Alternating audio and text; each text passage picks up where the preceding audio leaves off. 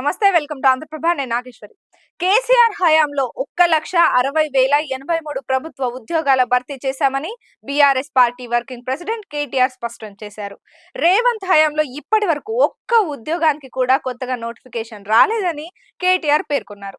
కేసీఆర్ హయాంలో భర్తీ చేసిన ప్రభుత్వ ఉద్యోగాలకు సంబంధించిన వివరాలను గణాంకాలతో సహా కేటీఆర్ తెలంగాణ భవన్ లో మీడియాకు వెల్లడించారు. తెలంగాణ ఏర్పడి ఒక దశాబ్ద కాలం అవుతోంది. 10 ఏళ్లలో ఇప్పటిదాకా కూడా కేసీఆర్ ప్రభుత్వ హయాంలో జరిగిన ఉపాధి కల్పన తప్ప కాంగ్రెస్ ప్రభుత్వం వచ్చిన తర్వాత కొత్తగా జరిగింది లేదు. ఈ దశాబ్ద కాలంలో జరిగిన ఉపాధి కల్పన గురించి తెలంగాణ యువతకు చెప్పాల్సిన బాధ్యత మాపై ఉంది. నీళ్లు, నిధులు, నియామకాలు ప్రతిపాదికన తెలంగాణ ఉద్యమం జరిగింది. కేసీఆర్ నాయకత్వంలో సాధించిన ప్రగతి, ఉపాధి కల్పన రంగంలో సాధించిన విజయాలను ఈ సందర్భంగా గుర్తు చేస్తున్నామని కేటీఆర్ తెలిపారు.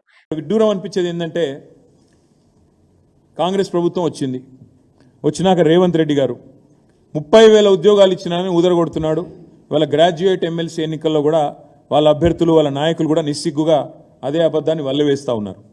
నేను మిత్రులందరినీ కోరేది ఏమంటే, నేను కాంగ్రెస్ మిత్రుల్ని కోరుతా ఉన్నా, మీరు 30,000 ఉద్యోగాలు ఇచ్చిన మాట వాస్తవమే అయితే ఏ తారీఖు నోటిఫికేషన్ ఇచ్చినారు, ఏ తేదీన నోటిఫికేషన్ ఇచ్చినారు, ఏ తేదీన రాత పరీక్ష పెట్టినారు, ఎప్పుడు మరి పరీక్షలు పూర్తయినాయి, ఎప్పుడు మరి అపాయింట్మెంట్ లెటర్లు వచ్చినాయో ఒక్కసారి తెలంగాణ నిరుద్యోగులకు చెప్పాలని చెప్పి నేను వారిని డిమాండ్ చేస్తా ఉన్నాను.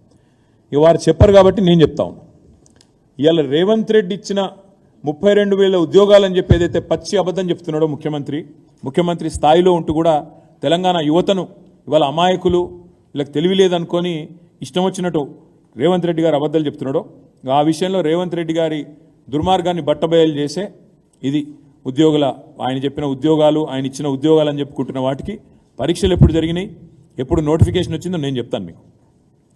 గురుకులాల్లో టీజీటీ, అదేవిధంగా పీజీటీ 9,210 ఇది పోస్టులు మొత్తం. ఆనాడు మరి టీఆర్ఎస్ గవర్నమెంట్ ఉన్నప్పుడు కేసీఆర్ గారి నాయకత్వంలో ఏప్రిల్ 2023లో నోటిఫికేషన్ ఇచ్చింది కేసీఆర్ గవర్నమెంట్. పరీక్షలు నిర్వహించింది ఆగస్టు 2023లో కేసీఆర్ గవర్నమెంట్. కానీ ఫలితాలు విడుదలైంది ఫిబ్రవరి 2024లో రేవంత్ రెడ్డి గవర్నమెంట్ వచ్చినాక ఫలితాలు విడుదలైనాయి.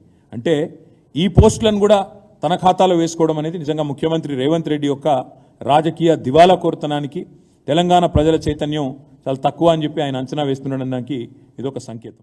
హైదరాబాద్ ను ఫ్రీ జోన్ గా ప్రకటించడాన్ని నిరసిస్తూ కేసీఆర్ ఆమరణ నిరాహార దీక్ష చేశారు.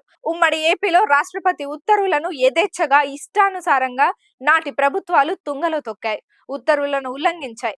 జోనల్ సిస్టంలో ఉన్న ఓపెన్ కోటాను నాన్ లోకల్ కోటాగా అన్వయిస్తూ సమైక్య పాలకులు తెలంగాణ యువతకు తీవ్ర అన్యాయం చేశారని కేటీఆర్ గుర్తు చేశారు.